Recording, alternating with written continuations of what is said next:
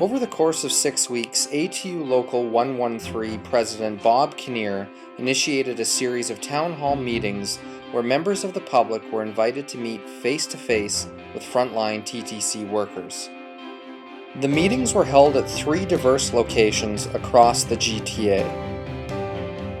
They were broadcast on Rogers Television and streamed live over the internet, allowing all Torontonians to be involved. These meetings provided a forum for open and honest conversation where members of the public were given an opportunity to voice their concerns about the TTC and dialogue with frontline workers. Many members of the public felt it was important to participate.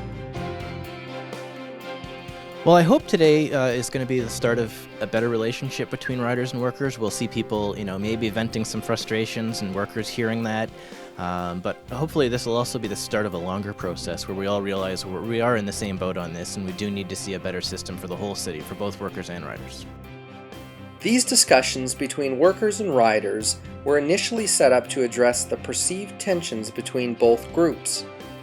We asked members of the public who are attending the meetings what their experiences have been with frontline TTC workers.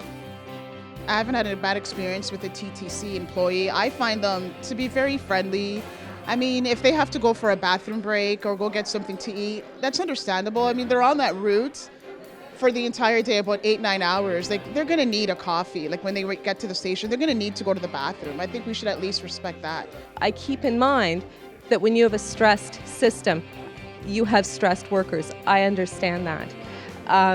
I have not personally had any negative confrontation with a public transit worker. I understand some people have said they have.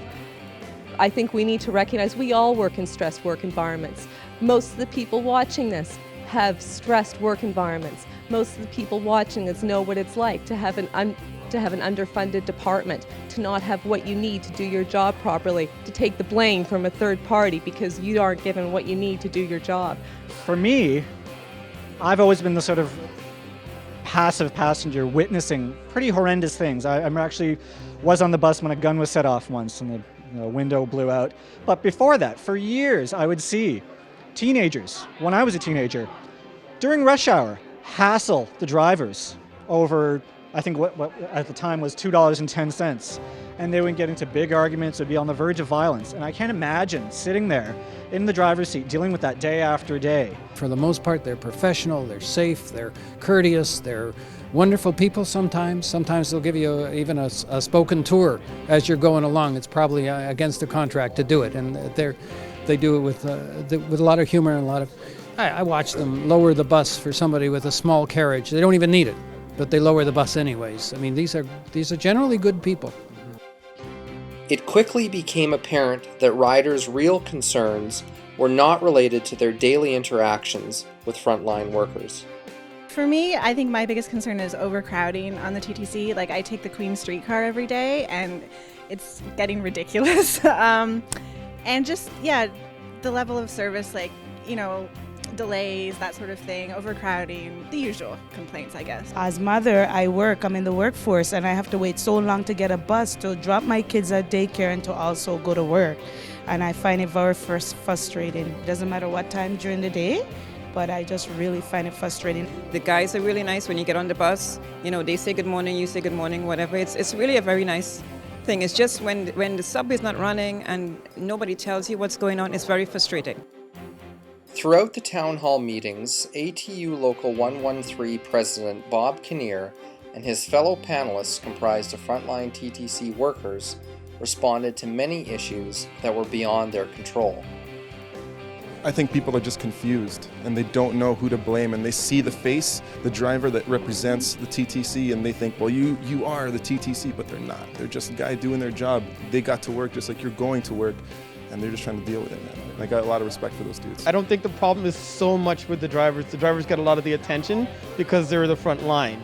But, I've got more of a problem with, the councillor not taking the TTC, spending $3,000 a year on taxis, than one guy who happens to doze off. You can't yell at a bus driver because the speaker system isn't working.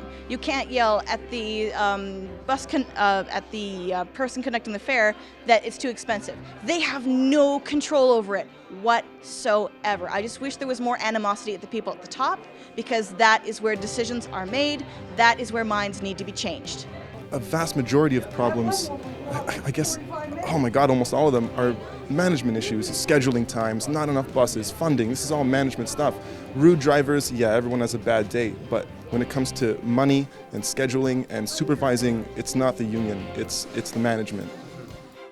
The town hall meetings highlighted the fact that both riders and workers share many of the same problems that are a direct result of a funding shortfall.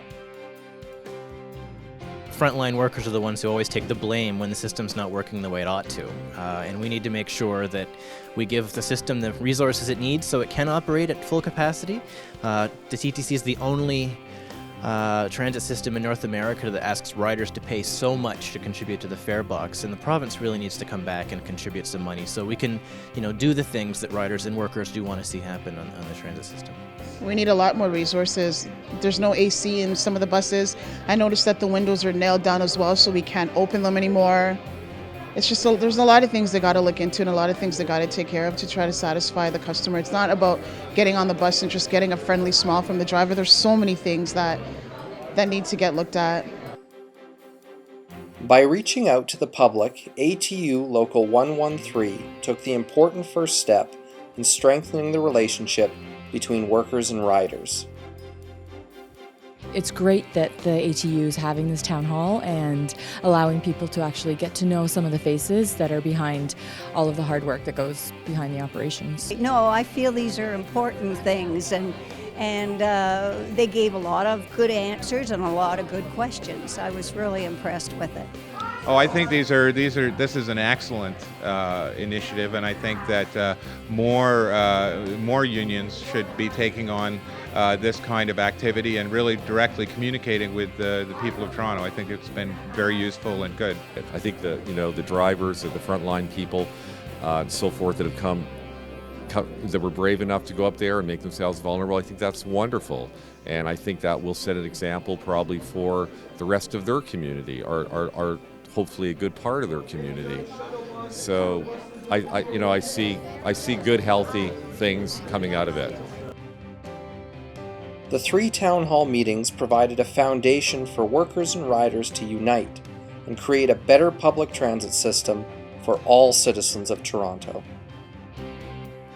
It is the riders and the operators, the union members, who are being affected the most by the lack of resources and lack of funding and everything else in resources in general. So it's the people, the riders and the operators, who need to come together. TTC is one of the most impressive public property we have, and we need to keep it. We need to maintain it. We need to improve it. I know the status quo might not work for some people, but we need to improve it, and it needs collective will by the Torontonians to bring that change and to improve it. I hope this forum is the beginning of real, communication between all the people who use and make decisions about the transit system to strengthen it and expand it. I want to see Transit City expanded. I want it to get to the point where taking a bus is actually not just the better way, but the best way.